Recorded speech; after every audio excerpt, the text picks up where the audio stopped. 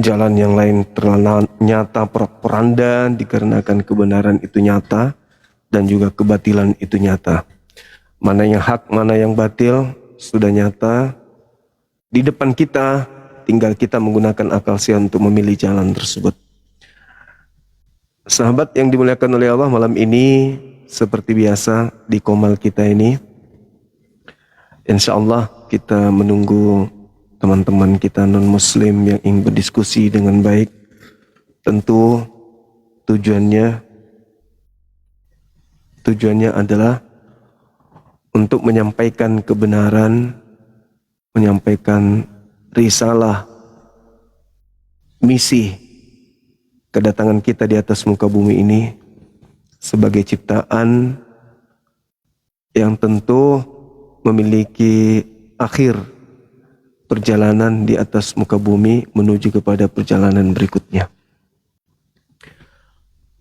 Sahabat yang dimuliakan oleh Allah, malam ini masih terkait dengan siapa yang mengutuk Yesus.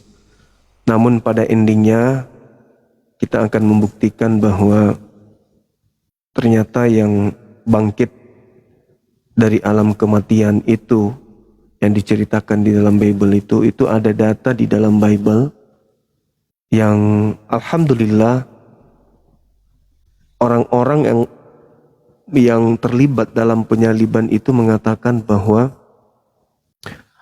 yang bangkit dari kubur itu adalah penyesat.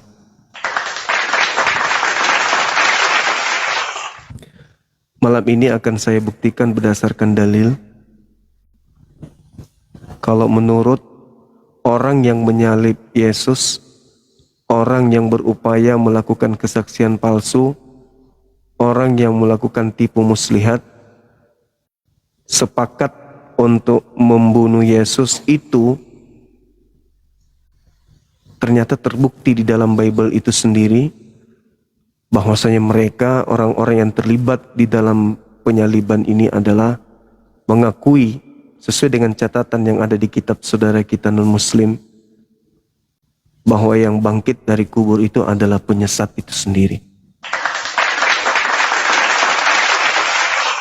Sehingga mereka sangat takut, sangat tidak menginginkan adanya kebangkitan itu terjadi.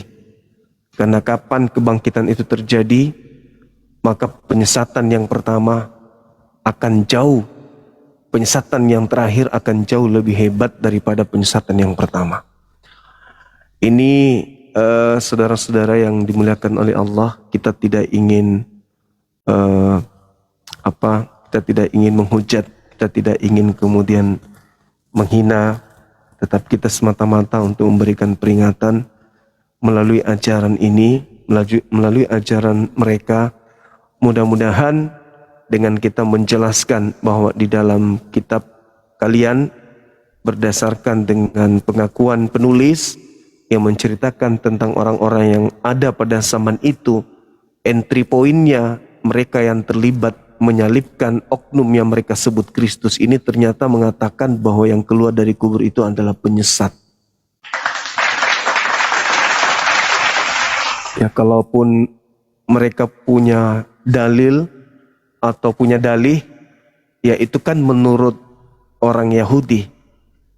Tapi paling tidak ketika orang Yahudi melakukan kesaksian palsu, tipu muslihat, bahkan ada yang kerasukan iblis, lalu dari tipu muslihat dan kesaksian palsu itu menghasilkan sebuah kesimpulan akhir bahwa apa yang mereka upayakan itu berhasil, yaitu terjadinya penyaliban dan mereka percaya. Lantas kenapa mereka tidak percaya kalau mereka yang menyalib Yesus ini, yang melakukan kesaksian palsu ini juga berkata bahwa yang bangkit ini adalah penyesat. Nah itu dia ya teman-teman sekalian. Jadi penting hal ini kita sampaikan. Kenapa penting hal ini kita sampaikan? Karena teman-teman kita itu memiliki misi untuk menjadikan kita sebagai pengikut Kristus, di mana di kitab mereka ternyata tertulis menurut orang-orang sesaman dengan yang keluar dari kubur ini itu justru penyesat. Jadi kita tidak menginginkan ikut kepada mereka untuk menjadikan kita sebagai pengikut Kristus, tetapi ternyata di dalam Bible mereka sendiri ada yang mengatakan bahwa Kristus yang mereka maksud itu justru adalah penyesat yang keluar dari kubur. Nah, nanti kita buktikan kebenaran dalilnya. Mudah-mudahan Lembaga Bible Indonesia itu salah atau hilap atau keliru dan perlu perbaikan kembali. Silakan sahabat-sahabat, mungkin ada saudara non-muslim. Assalamualaikum warahmatullahi wabarakatuh, Gurunda. Waalaikumsalam warahmatullahi wabarakatuh. Assalamualaikum warahmatullahi wabarakatuh, Ustaz. Assalamualaikum warahmatullahi wabarakatuh, Gurunda. Waalaikumsalam. Carol. Ya, selamat malam. Salam. Silakan tanggapi tuh Gurunda. Langsung. Carol. Saya diminta tanggapi yang ginian nggak bisa.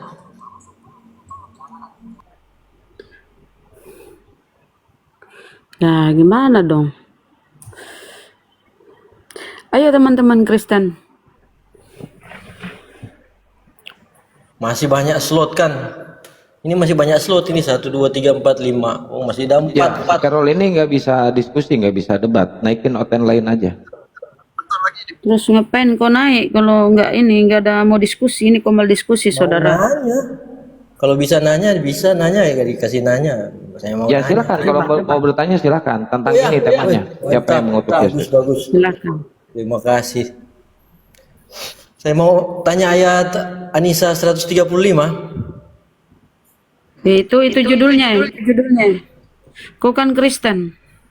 Siapa Tadi dibilang mengutuk kita Tuhan? boleh nanya, sekarang judulnya. Saya turun aja kalau gitu, udah ngantuk juga. Ya turun. Nggak ada makanan dibahas. Aku cuma mau bahas makanan, mau bahas rumput. Mana? Pemakan rumput. Ayo teman-teman Kristen. Kayak kelinci aja makan rumput.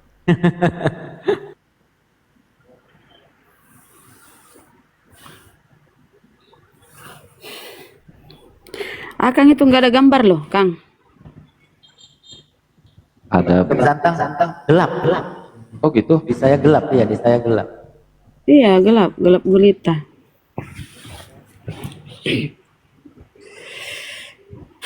Soalnya nih ya bahasannya nih keren ini ya. Kita dapat ilmu baru lagi. Gurunda itu nemu aja.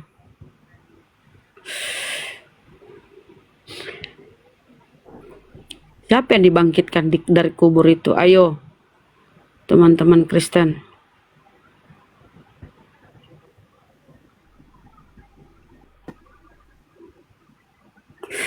Coba dulu. Selamat malam, saudara. Saudara Yes. coba. Selamat malam. Kristen ya, silakan. Ya, Kristen. Ya silakan Bang. Ini temanya siapa yang mengutuk Yesus? Temanya ini Bang. Gimana? Temanya ini Bang, siapa yang mengutuk Yesus? Ya, mengutuk Yesus. Oh, jadi menurut kalian gimana?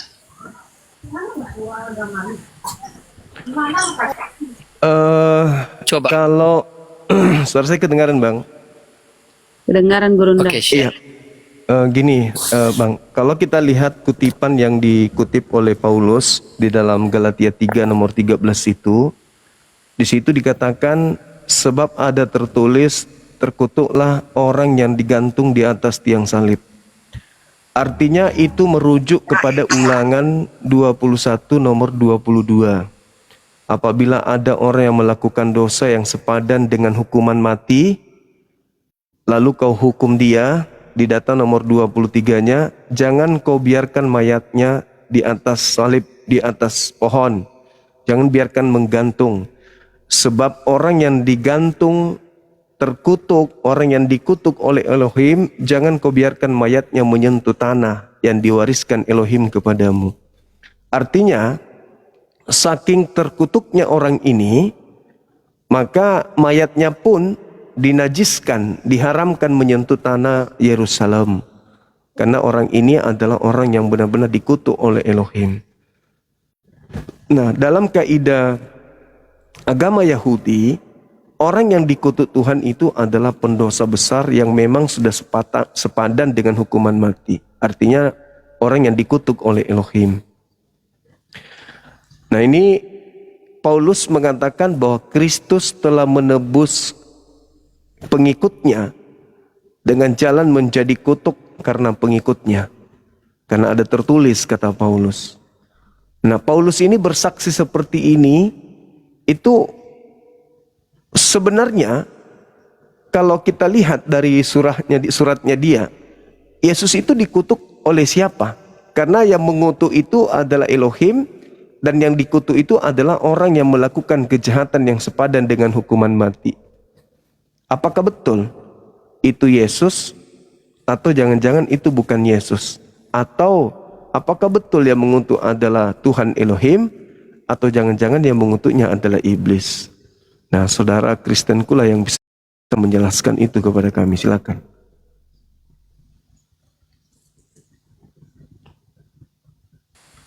Saya mau nanya dulu ya. Silakan, Bang. Yang mengutuk Yesus itu di dalam perjanjian mana dulu? Di perjanjian Ceritanya. kalau di kitabnya Yahudi yang dikutuk itu adalah orang yang melakukan dosa yang sepadan dengan hukuman mati. Kalau di perjanjian lama baru, khususnya di kitabnya suratnya Paulus, di situ jelas dikatakan bahwa Yesus itu mati dengan jalan kutuk. Karena tertulis di perjanjian lama, orang yang digantung ini adalah orang yang terkutuk. Begitu, Bang. Oh gitu. Boleh saya jelasin? Boleh. Jadi sebenarnya di dalam perjanjian lama dan perjanjian baru, jadi kenapa dikatakan dalam perjanjian lama yang terkutuklah yang digantung di tiang salib, kan gitu kan? Iya. Jadi merujuk kepada siapa?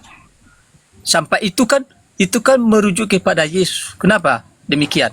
Karena Yesus itu menggenapi. Jadi ketika tiba di perjanjian lama, di perjanjian baru, disitulah terjadi pengutuk itu Yesus. Jadi kenapa demikian Yesus terkutuk?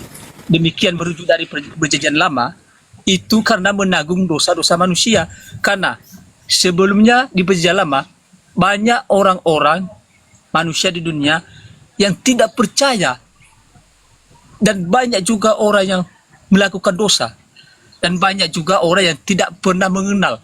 Kenapa demikian melakukan banyak dosa manusia sebelumnya? Karena banyak orang-orang yang tidak percaya siapakah Allah Tuhannya yang sebenarnya. Jadi kenapa demikian di perjanjian lama? Makanya Allah Bapa itu menurunkan firman-Nya dalam rupa manusia, yaitu merujuk kepada Yesus di perjanjian baru. Itulah kejadian sebelumnya. Makanya di perjanjian lama itu dikatakan yang menggenapi itu nanti, makanya terkutuklah dia di kayu salib. Tetapi dia ada keselamatan. Tapi dia punya keselamatan. Demikian. Oke, baik. Jadi lanjut ya. Ya. Saudara, ini agak aneh ya kalau kita berbicara dalil yang ada di Bible. Apalagi kita kaitkan dengan Yesus. Kenapa saya katakan agak aneh? Coba saudara buka Matius 23. Anda lihat di sana bagaimana Yesus mengutuk. Celakalah engkau, celakalah engkau, celakalah engkau, celakalah engkau. Yesus mengumpat. Yesus menegaskan kepada mereka bahwa mereka adalah keturunan ular beludak. Bahkan Yesus mengatakan, "Hai kamu ular-ular." Artinya ular-ular di sini adalah iblis. Siapa yang disebut Yesus iblis di situ? Keturunan ular. Orang-orang Yahudi. Kenapa mereka disebut oleh Yesus sebagai keturunan iblis? Coba Anda baca di dalam kitab Matius 23 itu. Kalau saya melihat data yang ada di 35-nya, jelas mereka keturunan ular atau keturunan iblis, dialah yang menanggung seluruh dosa yang dilakukan oleh nenek moyang mereka. Dikarenakan mereka membunuh, mereka menyalibkan nabi-nabi, mulai dari Habel sampai kepada Zakaria. Yesus mengutuk mereka, mencela mereka, mengumpat mereka. Hai ular-ular, bagaimana mungkin engkau meloloskan dirimu dari api neraka? Jadi Yesusnya melemparkan kemudian kesalahan-kesalahan itu akibat membunuh, akibat menyalib orang-orang benar dari Habel sampai Zakaria, bahwa mereka tidak akan lolos dari api neraka karena perbuatan dosa tersebut. Nah, kok jadi sekarang Kristen muncul? Yesus dibunuh, kemudian orang Kristen di luar Yahudi itu selamat. Gimana ceritanya itu? Dari mana poinnya? Sedangkan Yesus mengatakan supaya engkau menanggung apa yang ditanggung di situ? Dosa. Akibat apa? Akibat menyalib orang yang benar. Tapi sekarang berubah di Kristen. Orang benar ketika dibunuh, orang benar ini yang menanggung. Dia sudah dibunuh, dia pula yang menanggung dosa. Kalau Yesus ajarannya beda. Yesus ajarannya, bagaimana mungkin kamu akan meloloskan dirimu dari api neraka? Sebab orang-orang benar, ahli Taurat, nabi-nabi yang kuutus, yang diutus kemudian kau bunuh, mulai dari Habel sampai Zakaria anak bereknya. Jadi tidak ada kemudian poinnya Yesus mengatakan bahwasanya orang benar dibunuh demi untuk menyelamatkan orang yang bersalah. Enggak. Yesus mengatakan dalam Matius 23, endingnya di 35, 36. Yesus mengatakan, bagaimana mungkin engkau akan meloloskan dirimu dari api neraka? Engkau akan menanggung semua dosa-dosa yang diakibatkan penumpahan darah terhadap orang yang benar. Karena disalib, karena dibunuh mulai dari Habel sampai Zakaria. Jadi Kristen ini dapat pola dari mana, Bang? Dari mana Kristen mendapatkan pola bahwa mereka orang Kristen, pelaku kejahatan yang pantasnya dikutuk, itu batal kutukan itu karena diberikan kepada orang benar. Yesus itu di mana Tuhan mau mengutuk orang benar demi untuk menyelamatkan orang jahat? Itu di mana dalilnya? Oke, gini Bang. Gini. Ya, silakan. Kalau menurut keyakinan Kristen, memang manusia, kan sudah dikatakan manusia memang tidak ada yang sempurna. Oke? Manusia tidak ada yang sempurna. Tetapi, apa yang disampaikan kata Yesus, bagi siapa yang percaya kepadaku, maka dia akan selamat. Tapi bagi siapa yang tidak percaya kepadaku, maka dia tidak akan selamat, akan dihukum. Apa yang dikatakan Yesus di situ? Akulah jalan, kebenaran, dan kehidupan. Jadi kalau Yesus mengatakan hal demikian, jadi kita secara logika, bagaimana mungkin dia berkata? Secara logika, bagaimana mungkin dia berkata seperti itu? Bahwa dia itu ada jalan kebenaran dan kehidupan. Tidak ada seorang pun yang datang kepada Bapa atau Allah di surga tanpa melalui Yesus. Secara logika, bagaimana mungkin kita sebagai manusia? Bagaimana mungkin? Dari situlah kita harus cari tahu, kok bisa? Siapakah yang berani mengatakan hal demikian kalau bukan Allah sendiri? Jadi Allah sendiri itu, atau Allah Bapa sumbernya, itulah Yesus tadi yang digenapi jadi firman. Jadi firman tadi dalam rupa manusia, itulah dia Yesus. Dia akan menggenapi hal perjanjian lama untuk perjanjian baru. Kalau menurut Kristen, Bang, Kristen itu yakin kepada yang hidup. Karena Kristen itu meyakinkan yang hidup itu yang mati akan dibangkitkan, dan yang tidak percaya akan dihukum. Itu aja bang, kalau menurut Kristen. Ya, itu imannya Kristen, tapi tidak ada data, cuman asumsi doktrin dogma. Abangku, ketika Yesus itu jalan, kebenaran dan hidup, justru itulah masalahnya.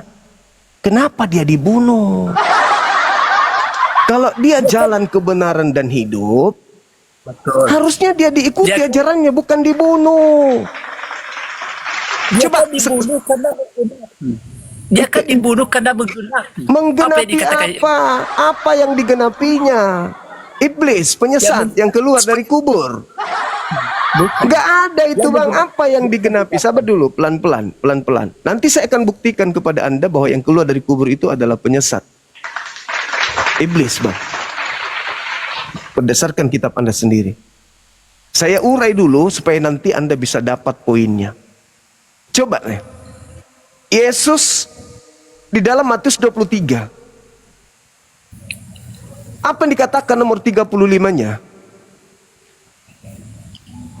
Orang-orang Yahudi menanggung dosa dari darah yang ditumpahkan orang yang tidak bersalah.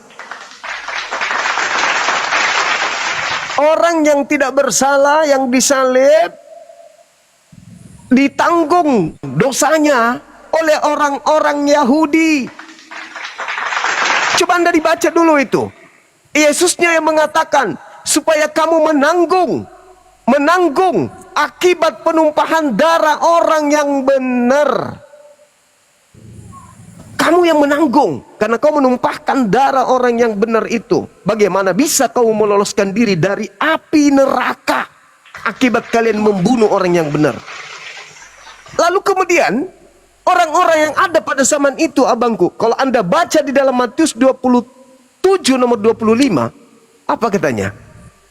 Biarlah kami dan keturunan kami yang menanggung darah Yesus yang disalib ini. Orang yang disalib ini, biarlah kami dan keturunan kami yang menanggung darahnya. Bukan Yesus yang menanggung mereka. Terbalik abangku. Ini ajaran Kristen, polanya dibalik. Kalau orang-orang pada zaman itu, sabar dulu. Orang-orang pada zaman itu bang, ahli Torah, imam kepala, mahkamah agama, orang Farisi, kurang apa ilmu mereka tentang Bible, tentang kitab mereka, kitab tanah? Kurang apa ilmunya? Tapi apa kata mereka di dalam Matius 27 nomor 25?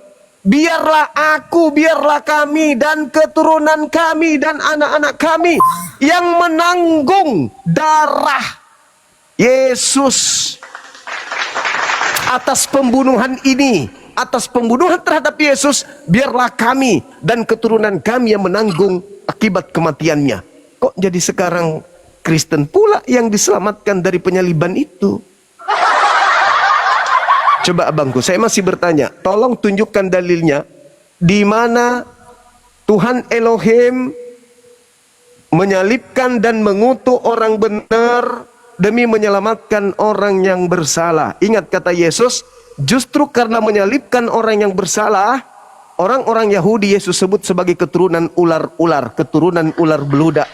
Dan Yesus berkata, bagaimana mungkin orang yang menyalibkannya, orang yang menyalibkan orang benar, itu bisa lolos dari api neraka jahanam. Ini saya tidak mengada-ngada. Itu dalil. Silakan.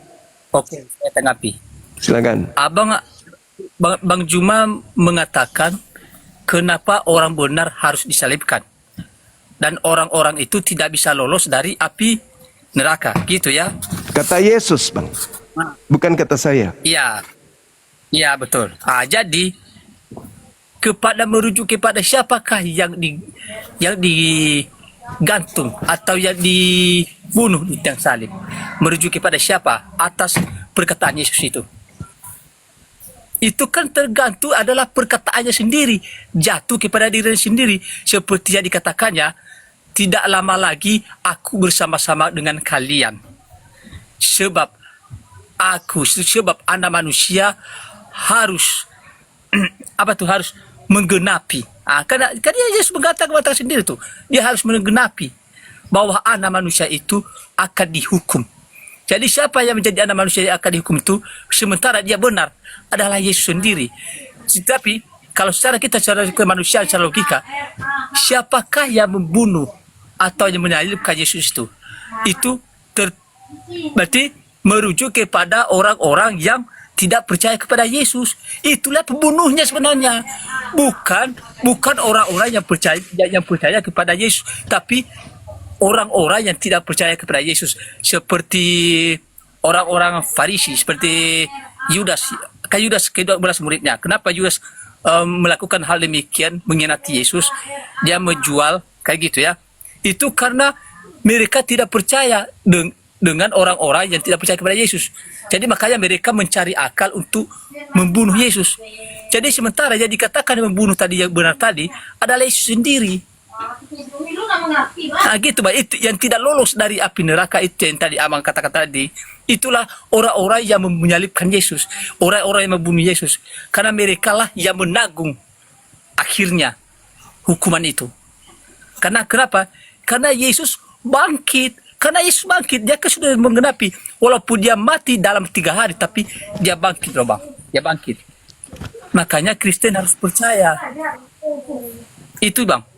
Saudara, coba Anda lihat deh di data Matius 23 nomor 33 itu. Bagaimana mungkin kalian lolos dari api neraka? Sebagian utusan Tuhan kalian bunuh, sebagian kalian salibkan. Kalian harus menanggung itu. Sekarang kalau menyalib orang benar, kata Yesus, tidak lolos dari neraka. Dan Anda kemudian hadir tuh bahwasanya Kristen dibebaskan dari api neraka karena dosa-dosanya ditanggung oleh Yesus di atas tiang salib. Ini ilmu dari mana? Sedangkan orang yang menyalib Yesus di Matius 27 nomor 35 sendiri berkata bahwa biarlah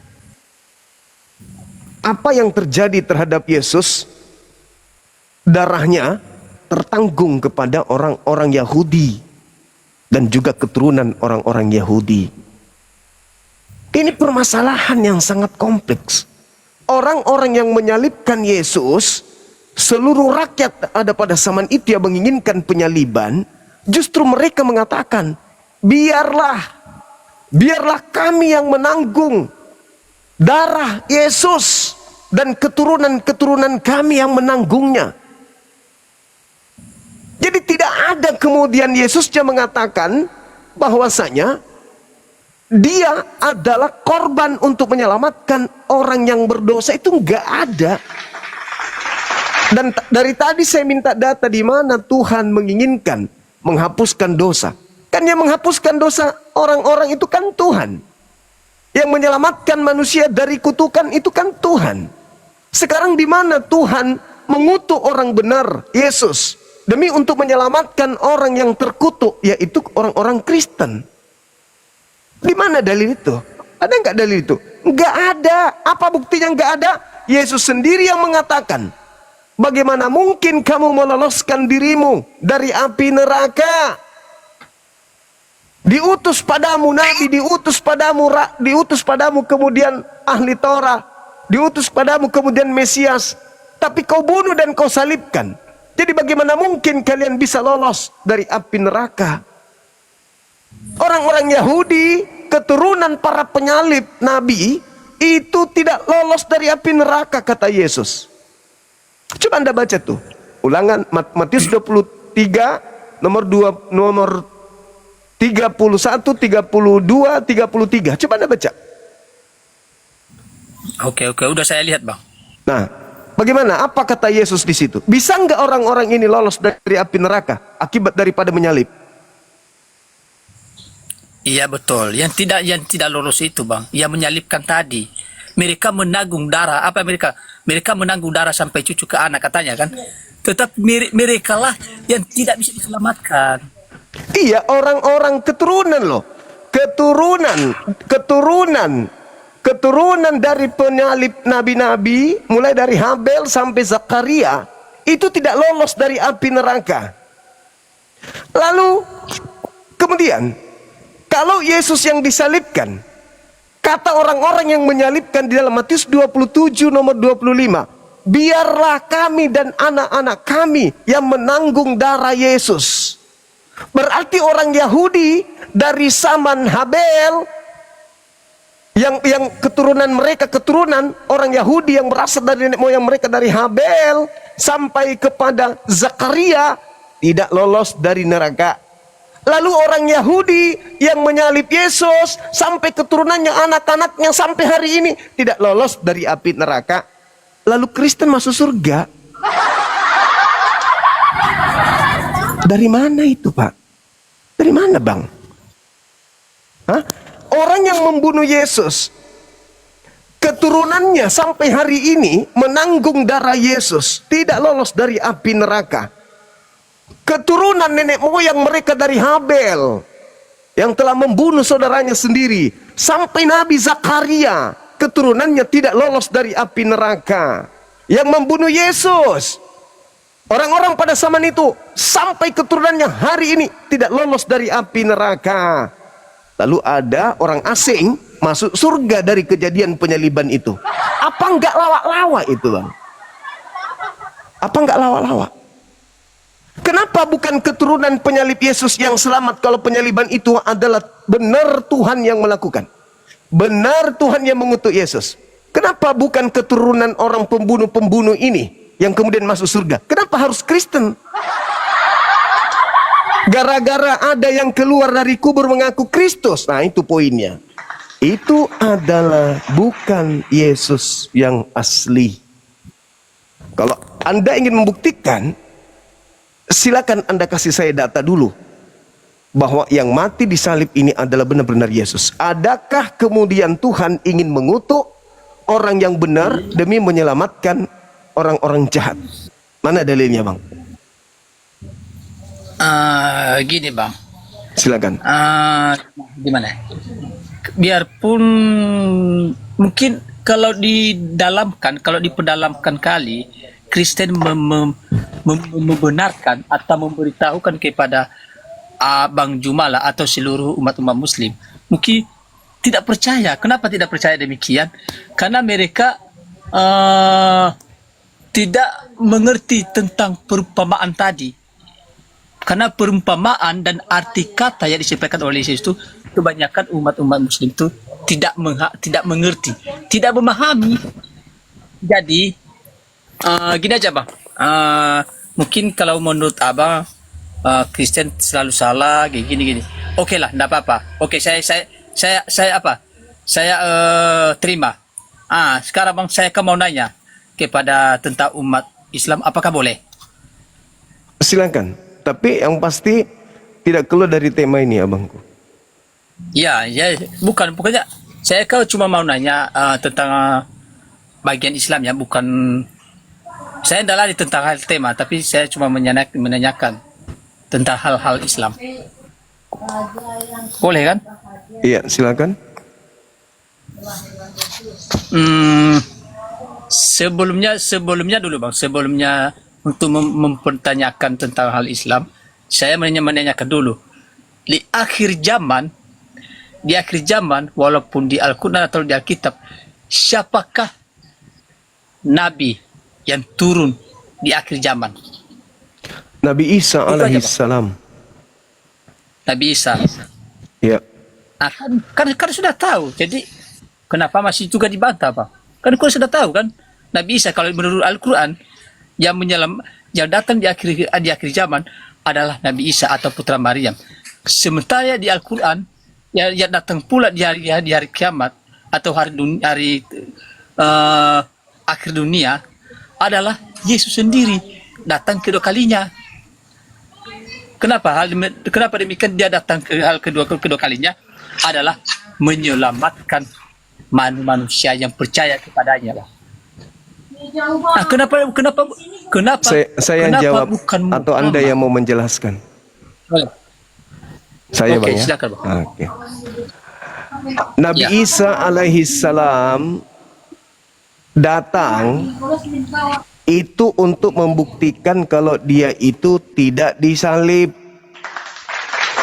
Nabi Isa alaihi salam datang untuk membenarkan Al-Quran yang mengatakan wa ma qatalu wa ma salabu walakin syubbiha lahum. Makanya Nabi Isa tidak keluar dari kubur. Ingat abangku, Al-Quran mengatakan As-Sukrub ayat 61. Beliau Nabi Isa datang untuk sebagai pertanda datangnya hari kiamat. Sedangkan ketika Anda berbicara di dalam Bible, Matius 24, nomor 3, nomor 4 dan 5, Yesus ditanya, "Guru, apa tanda kedatanganmu?" Tanda kedatanganku bukan keluar dari kubur. Tanda kedatanganku keluar dari tengah-tengah langit. Al-Quran surah As-Sukruf ayat 61. Itu kata Yesus, dan itu dibenarkan Al-Quran kalau sesi itu. Jadi beliau datang itu sebagai hakim. Siapa yang dia mau hakimi? Orang-orang yang menuhankan dirinya. Makanya ditanya oleh Allah, wa isqalallah ya Isa bin Maryam a'anta qulta linnas, apakah engkau yang mengajarkan orang-orang ini menuhankan dirimu selain daripada aku? Qala subhanaka ma yakunu li an aqula ma laysa li bihaqqa. Maha suci engkau ya Allah, aku tidak pernah mengatakan apa yang bukan hakku untuk aku katakan. Jadi Nabi Isa turun untuk menghakimi yang terdakwa. Siapa yang terdakwa? Ya kalian. Kenapa bukan umatnya Nabi Musa yang turun? Karena umatnya Nabi Musa tidak menuhankan Nabi Musa. Kenapa bukan umatnya Nabi Muhammad? Kenapa bukan Nabi Muhammad? Karena umatnya Nabi Muhammad tidak ada yang menuhankan Nabi Muhammad. Beliau ditanya, apakah engkau yang mengajarkan? Bukan saya. Mereka sendiri yang mau. Maka turun Nabi Isa mendakwai kalian. Mana poinnya? Coba Anda lihat di dalam Yohanes 8 nomor 40, Yohanes 12 nomor 48. Apa kata Yesus di situ, Bang? Qala subhanaka ma yakunu li an aqula ma laysa li bihaqqa. Kata beliau, barang siapa yang menolak aku dan tidak menerima firmanku, dia sudah ada hakimnya, yaitu firman yang pernah aku katakan kepada mereka. Firman itulah kelak yang akan menjadi hakimnya di akhir zaman. Jadi ketika ia datang, yang datang itu adalah Nabi Isa. Dia kembali menghakimi orang. Di mana saya pernah mengajarkan kau menuhankan diriku? Di mana kau pernah saya ajarkan untuk makan babi? Di mana saya ajarkan kau kemudian untuk tidak bersunat? Di mana saya ajarkan kau untuk membatalkan Torah? Di mana saya ajarkan kau untuk ke gereja hari Minggu? Di mana saya ajarkan kau menjadi Kristen? Itu pola yang akan dia datang sebagai hakim. Makanya Al-Quran mengatakan, wa isqala Isa bin Maryam ya bani Israel inni rasulullahi ilaikum musaddiqan lima baina yaday minat Torah wa mubasyiran bi rasul yati min ba'di ismuhu Ahmad. Itulah yang diterangkan oleh Nabi Isa dan terekam di dalam Yohanes 16 nomor 13 bahwa akan datang setelahku orang yang tidak berkata-kata dari dirinya sendiri melainkan apa yang didengarkan, itulah yang dia sampaikan, mengajarkan hukum-hukum keadilan, pengisapan dunia akan dosa, dan dia adalah Ahmad. Coba Anda baca dalam bahasa Ibrani Yohanes 16 nomor 13 itu jelas. Jadi Nabi Isa turun untuk mendakwai orang-orang yang menuhankan dirinya. Buktinya Anda coba baca dalam Matius 7 nomor 22-23. Pada hari terakhir nanti banyak orang akan berseru kepadaku, Tuhan, Tuhan, bukankah kami bernubuat pakai namamu, bermujizat pakai namamu, mengusir setan pakai namamu juga? Pada saat itulah aku Yesus akan berterus terang kepada mereka, enyahlah daripadaku, kalian semua adalah pembuat kejahatan. Aku tidak mengenal kalian, kalian semua adalah pembuat kejahatan. Itu tujuannya dia turun. Karena ada yang kemudian menuhankan dirinya, sedangkan pesan yang disampaikan kepada Bani Israel di dalam Yohanes 17 nomor 3, hidup kekal itu adalah mereka mengenal engkau satu-satunya Tuhan yang benar dan mengenal Yesus Kristus yang engkau utus. Untuk mendapatkan hidup yang kekal, Yesus harus dikenal satu natur saja, yaitu utusan Tuhan yang Maha Kuasa. Tapi ada yang menuhankan, ada yang melantiknya setara dengan Tuhan, ada yang mengatakan dia adalah teofani, dia inkarnasi dari Tuhan yang turun ke bumi mengambil rupa manusia. Mereka inilah yang akan diusir oleh Yesus. Jadi kedatangannya kedua kali untuk membuktikan kepada Tuhannya, aku tidak pernah mengajarkan qultu lahum illa ma amartani bi ani abudullah rabbi wa rabbakum. Aku tidak pernah mengajarkan sesuatu yang bukan hakku untuk aku katakan. Aku hanya mengajarkan mereka, sembahlah Allah, Tuhanku dan Tuhanmu. Wahai Maria, jangan kau sentuh aku, tapi pergilah kepada saudara-saudaraku, katakan kepada mereka, aku pergi kepada Tuhanku dan Tuhanmu. Jelas kok itu. Itu jelas bang. Makanya saya katakan, kok ada nabi, ada rasul dikutuk. Sementara Yesus itu diceritakan, dia adalah orang suci, orang yang dimuliakan sebelum dunia ada, orang yang dikasihi, kok dikutuk? Atau jangan-jangan Al-Quran betul dengan mengatakan Nabi Isa tidak disalibkan, tetapi yang disalibkan itu adalah orang yang diserupakan. Pas Yesus juga mengatakan, waspadalah kepada penyesat yang datang kepadaku, kepada kalian memakai namaku dan berkata, akulah Kristus. Diserupakan. Nabi Isa diserupakan. Yesus mengatakan, penyesat datang memakai namaku dan berkata, akulah Mesias.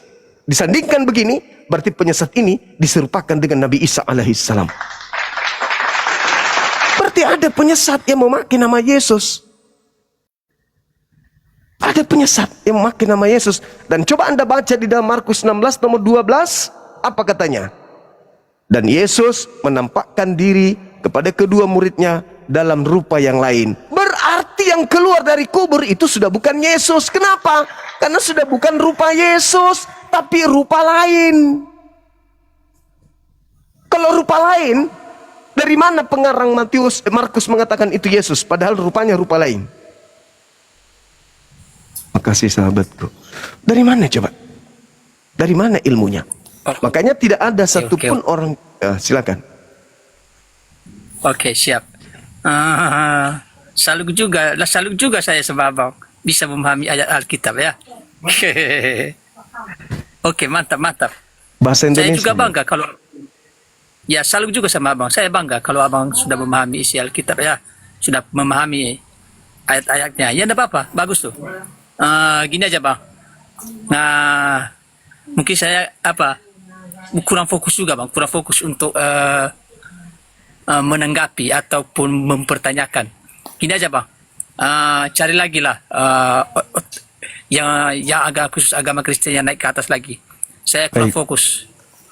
Baik, Oke, saudara. pokoknya gini bang. Pokoknya bang, saya bangga sama abang Salut karena abang sudah memahami Alkitab atau ayat Alkitab. Itu aja. Ya, makasih sama-sama abang. Oke, minta turun dulu ya. Siap. Anda nggak paham ya bang? Atau sama paham? Terguncang ya bang ya, ya Allah. Turun lagi ya. Siap. Oke, siap. Terguncang bang ya, banyak belajar bang. Oke.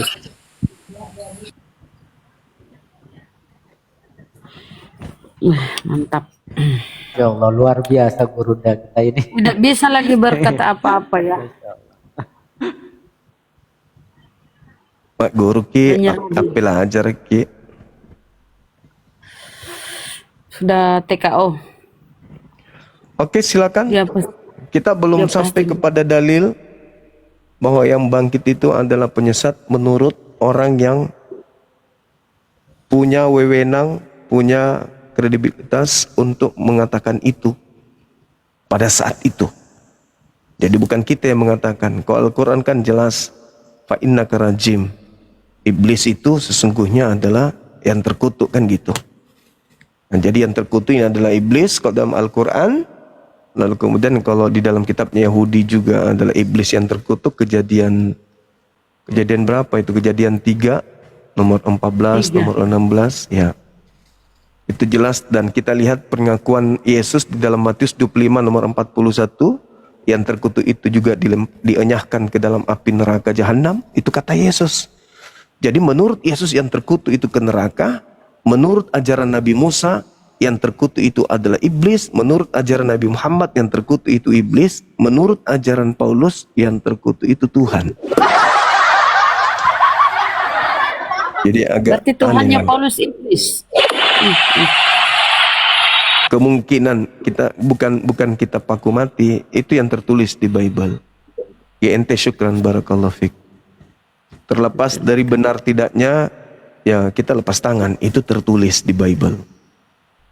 Karena kita Muslim ini kan tidak bisa menerimanya sebagai firman Tuhan dan juga tidak bisa menolaknya sebagai ilmu pengetahuan. Jadi ada hal yang harus kita ketahui. Jadi Bible ini bukan firman Tuhan.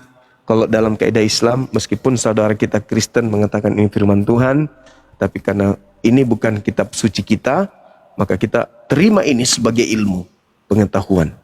Tapi kita tidak menerimanya sebagai firman Tuhan. Kita tolak sebagai firman Tuhan, tetapi kita terima sebagai ilmu pengetahuan. Jangankan buku seperti ini yang dimuliakan, yang disucikan oleh saudara-saudara kita non-muslim, buku primbon saja masih kita pelajari.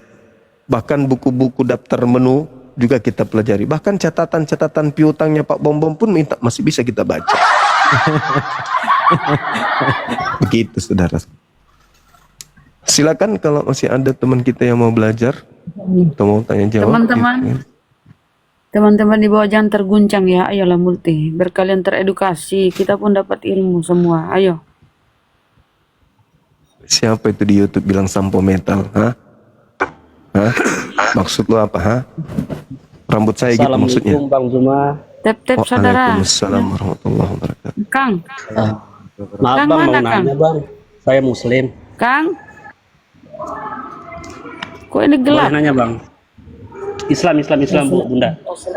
Oh Islam. Mau nanya apa bang? Ya. Ini lagi nunggu oten ya? Oh ya dah di bawah aja. Iya bang. Ganggu juga. Saya turun aja. Ya. Makasih Bunda. Makasih Bang Apollo. Kalau ada pertanyaan di DM aja Bang. Kalau terkait Islam ada Ustadz kita di sini. Ustadz Miftah, Muhammad Miftah. Bisa di DM ke beliau. Kalau memang ada pertanyaan sangat penting dan harus dijawab terkait dengan Islam. Oh ya baik. Kasih. Ya, Assalamualaikum Bang. Waalaikumsalam warahmatullahi wabarakatuh. Waalaikumsalam warahmatullahi wabarakatuh. Abdul Razak Muslim pasti. Apa bang? Mau bagi waris? Assalamualaikum Gurunda. Assalamualaikum. Waalaikumsalam warahmatullahi wabarakatuh. Akan mana ini bang? Ya cuman salam kenal, cuma menyimak aja dulu di bawah saya. Ya bang. Assalamualaikum. Waalaikumsalam warahmatullahi wabarakatuh. Ayo teman-teman. Mana Pastor Gigi? Kok Pastor Gigi? Pastor, ayo naik Pak Pastor.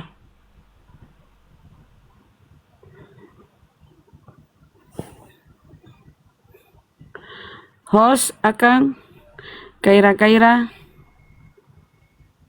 Ayo teman-teman. Siapa yang keluar, makhluk apa yang keluar dari kubur? Silahkan naik, sampaikan. Ini kesempatan seperti yang ada di Bible saudara, Matius 28. Jadikan semua bangsa muridku. Murid atau apa, pengikut. Ayo teman-teman Kristen.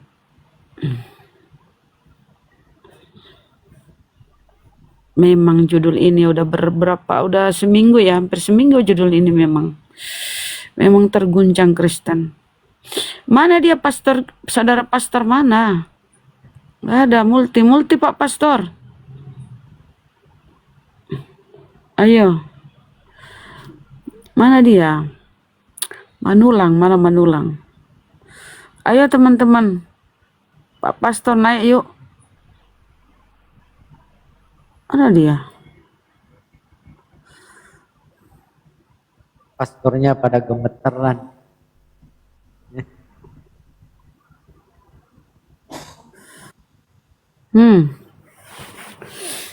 Masya Allah ya.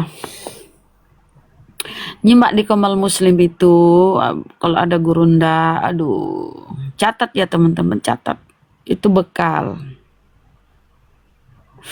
Oh Muslim ya, oke.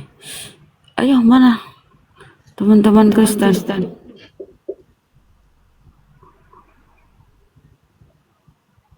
Jadi belum ada yang bisa membantah ini ya Bunda Rahmaya. Akang itu gelap gulit. Enggak kok. Bagus. Ya kan, Ustaz? Iya, saya juga gelap. Nah, kalau on cam Oh, bagus kalau. sekarang bagus. Oh, harus tutup kamera ya. Ayo, Akang pancing otennya nih. Tuh gimana ya? Ya saya udah share ke beberapa debater Kristen juga, termasuk pendeta, cuma belum pada muncul mereka ini. Mungkin Nggak, Pak. ketakutan lihat tema ini. Siapa yang mengutuk Yesus? Iya. Akang noise.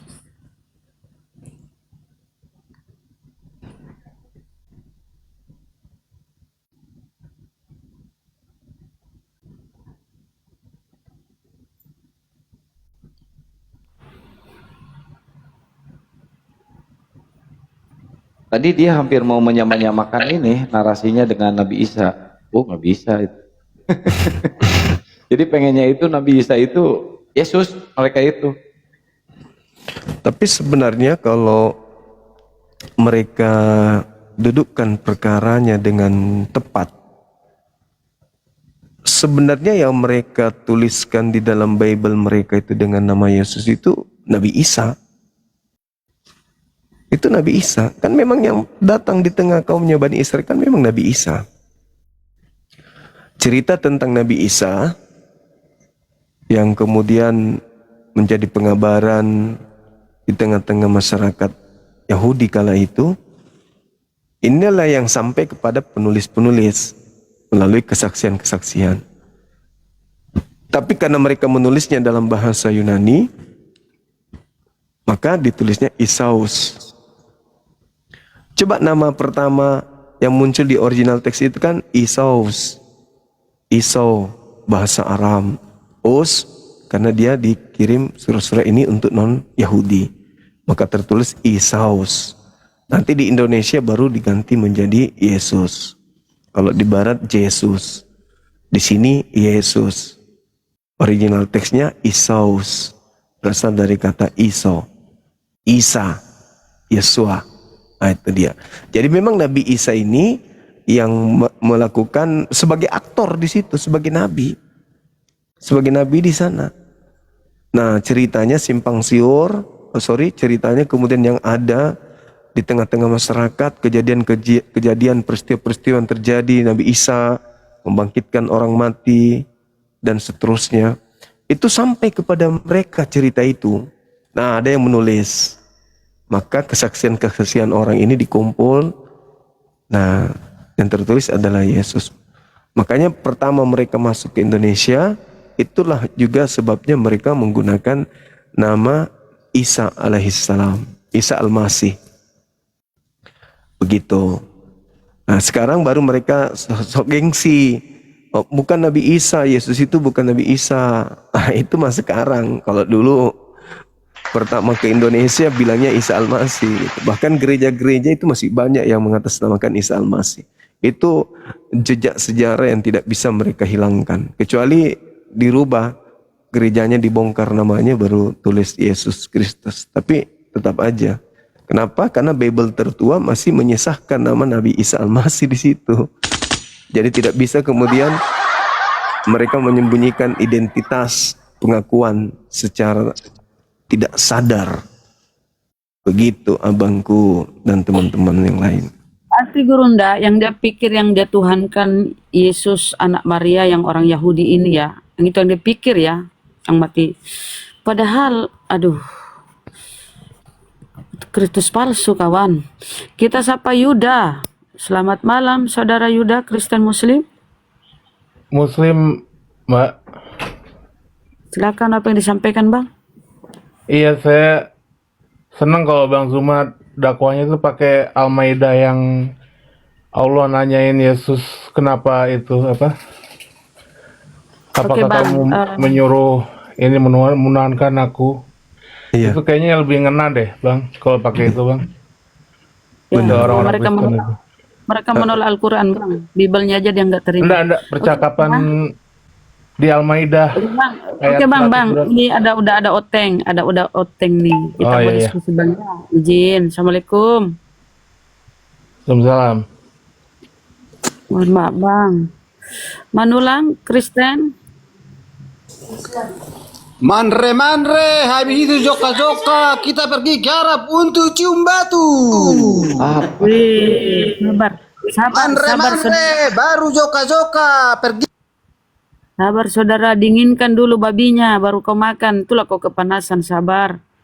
Jangan makan babi panas-panas. Ayo bang, diskusi yang bagus, ayo. Manre dulu, baru joka-joka ke Arab untuk cium batu. Aduh, gimana ini Gurunda kalau begini tadi? Biar. Dia siapa yang turunin? padahal bisa loh kita diskusi baik-baik. Siapa yang nyembah batu kan gitu bang. Bisa itu. Kita buktikan Anda atau saya yang nyembah batu kan gitu ya. Moderator jangan diturunin, itu bukti ajaran kasih karesteng. Mana? Naik lagi bang. Biar kita mute, kita mainkan. Manulang, jangan lo emosi. Kalau kau memang jago debat cuma berani dulu kau debat di forum-forum yang lain. Jangan di kandangmu aja kau berani. Longor. Kalau cuma jago kan. Udah ditantang semua pendetamu bang. Tantang apa? Mana pernah? Bang, sudah ditantang, diumumkan secara Biar sama Bunda Rahmat biar seru. Kandangmu doang. Jago kandang namanya itu. Itulah Uclim. Jago kandang. Jangan begitu abangku, ndak boleh kayak Kalau di gitu. kandangnya baru Saya di mana basis kalian yang saya tidak datang? Saya datang kok. Di mana basis kalian? Saya tidak datang. Di mana basisnya kalian? Saya tidak datang. Kan saya datang. kandang. Saya jangankan online, saya offline aja saya datang kok. Di basis kalian? Tidak pernah kau ditembak lagi. Cuman di kandangmu doang kau berani. Enggak lah. Alah. Makanya kau dikatakan sapam bekas sapam kau, longormu itu. Kalau mungkin kita Jangan di-mute, diturunkan kalau mau di-mute. itu Ngapain kita dengarkan sepotong-sepotong? Biarkan dia celoteh. Ya, biarkan jangan di-mute Bunda Rahmat biarin. Apa sih? Hah? Allah macam apa itu? Kalau ada orang tersesat malah disesatkan, diutus lagi setan-setan. Hah? Kutanya dulu kau, Allah macam apa itu? Orang udah tersesat malah disesatkan sama Allahmu itu. Kita diskusi bang, boleh nggak kita diskusi? Enggak, coba dulu pikir dulu. Kalau ada orang tersesat malah disesatkan Allahmu itu, Allah macam apa itu? Coba, kutanya dulu kau. Hah? Jadi orang yang Allah sesat. macam apa itu? Jadi orang yang Kalau ada sesat. orang tersesat malah disesatkan apamu, apa Allahmu itu? Allah macam Nih emosi dia teman-teman, emosi dia. Emosi. Nalarmu itu lebih bikin, makanya jangan di kandangmu doang kau Emosi itu berkoar-koar. abangku, emosi Bukan masalah itu emosi. bentuk daripada Bukan kekalahan. emosi kawan, bukan. Tadi Itu emosi dia, emosi. Allah itu, macam apa emosi. itu? Kalau orang tersesat malah disesatkan Emosi. sama Allah, malah dikirim lagi, Emosi. malah diutus lagi setan. Allah macam apa itu? Hah? Makanya kau jangan di kandangmu ruang kau berkuar-kuar, di room lain dulu kau berani dulu kau tengok dulu. Jangan cuma di kandangmu ruang kau berani berkuar-kuar. Bahas dulu kitab sucimu itu. Udah benar apa tidak? Itu maksudnya. Jangan membahas kitab orang lain kau pintar. Emosi nih Bukan emosi. Terus apa Dan? Kenapa nggak mau diskusi? Mau kita Aku ganti? diskusi sama mamu. Allahmu itu udah orang tersesat malah kau disesatkan Allahmu. Kita bahas itu. Siapakah Tuhan yang penyesat? Mau nggak? Ya Allahmu Mana orang kalau sama disesatkan? Mau nggak Jurus kita lagi- diskusi dalil itu, mau Jurus nggak? lagi setan, nggak berguna diskusi sama kamu. Di tempat lain. Oh lu ya, berani, ya udah kamu kalau nggak baru berguna fokus ngapain di naik ke jempol. sini? Melampiaskan kemudian wujud Bukan, kesalahan saudara. Anda naik ke sini koar-koar, marah-marah, menghujat, menista. Bentuk bahwa Anda itu sudah kalah. Diajak diskusi, siapakah yang penyesat? Yesus Kristus atau Allah? Kan begitu. Waspadalah kepada penyesat yang datang kepadamu memakai namaku. Penyesatnya memakai nama Yesus. Sekarang siapa penyembah Yesus? Kan Anda, bukan saya. Iya kan? Waspadalah kepada penyesat yang datang kepadamu memakai namaku. Siapa namaku? Allah, bukan Yesus. Jadi penyesatnya siapa namanya? Yesus. Sekarang siapa pengikut Yesus? Kan Anda. Siapa sekarang yang menyembah penyesat? Kan Anda.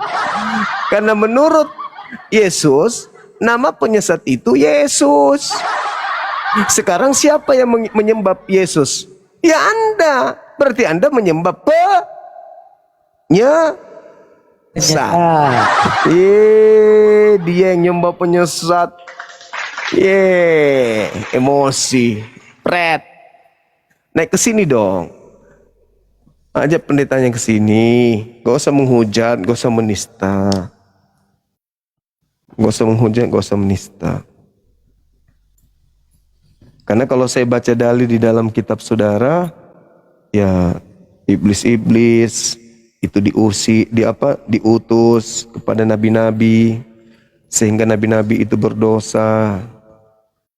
Mereka percaya kepada dusta gara-gara dikirim iblis kepada mereka. Banyak dalil-dalil begitu. 2 Tesalonika dalam kitab saudara itu rame. Tapi Anda sedang tidak ingin berdiskusi. Anda hanya ingin memamerkan, Bang Suma aku kalah. Setiap wakilku selalu kalah Bang Suma. Aku stres. Tidak pernah menang. Kalau berdiskusi denganmu tidak ada yang bisa menang samamu Bang Suma. Aku stres. Sisingkan aku naik. Aku ingin maki-maki kamu. Ya jadi aku kasih ruang 1 menit, 2 menit, 3 menit untuk melampiaskan rasa kekecewaan terhadap semua wakil-wakilnya yang naik ke sini. Gitu Bang, ya. Jadi jangan emosi. Kalau sudah mau diskusi silakan naik ke sini. Yang penting sudah tidak emosi lagi, sudah puas melampiaskan kekalahannya, ya. Karena dengan cara seperti yang Anda lakukan itu tadi, itu seperti ular yang melilit gergaji. Karena benci kepada gergaji, dia lilit semakin dia lilit gergajinya, semakin putus-putus badannya ular itu. Semakin Anda emosi, semakin akan nampak kemudian kekalahan Anda, kan gitu. Semakin Anda memperlihatkan emosinya Anda, ya semakin nampak kekalahan gitu. Ya kan? Orang yang kalah lalu emosi itu seperti ular yang melilit gergaji. Semakin dia merasakan sakit badannya melilit gergaji itu, semakin dia kencangkan, dia lilit. Akhirnya dia tidak sadar kalau badannya sudah putus-putus. Meninggoy gara-gara emosinya sendiri. Sampai dia mati dia nggak sadar apa yang membuat saya mati nih. Karena kebencian, emosi. Nah itulah. Itu filosofinya itu orang yang emosi karena kalah seperti ular yang melilit gergaji. Semakin jengkel, semakin emosi, semakin meluap-luap emosinya, semakin kencang dia lilit, kemudian gergaji ya putus sendiri badannya. Mati dengan emosinya sendiri. Nah, tadi teman kita itu sudah di rumahnya melempar pancing semua itu istrinya, "Pak minum." "Ah, nggak ada minum."